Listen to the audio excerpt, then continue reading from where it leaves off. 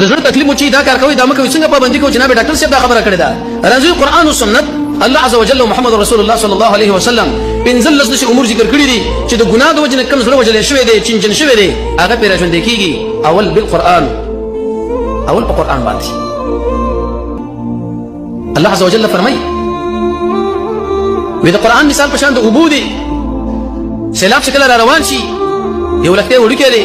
یو متوسط دی یو عالی دی یو خور دی یو دریب دی ابو موسی اشعری اغرویت پیش کړی دی قران چې کله بیانېږي په دې لاندې انسانانو کې الله عز وجل هم د استعدادونه برابر کړی دي څوک ټول قبضه کی څوک نیم قبضه کی څوک درې مېسه قبضه کی څوک څلورمه قبضه کی وې د دې مثال په شان د دریب دی او ابو باندې فصل راشین کیږي را برابرېږي موږ زړه په قران باندې ژوند کوو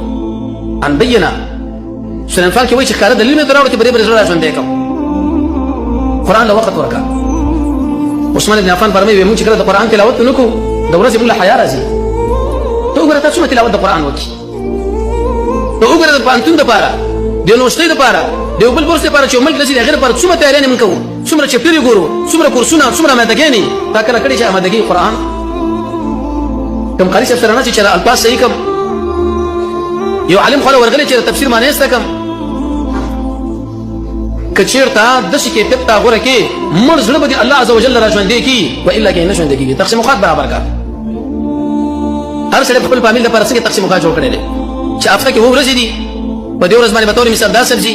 په دې ورځ باندې دا حبوبات په دې ورځ باندې دا لحم په دې ورځ باندې دا ایدا تقسیمات مو تاریخ خپل زنانه جوړ کړي چې ته په تلويز کې دي ژوند کې دومره پاري تلاوت قرآن پاک کوي دومره رکوګانې به کوي او دومره رسول الله صلی الله علیه وسلم باندې درود وایي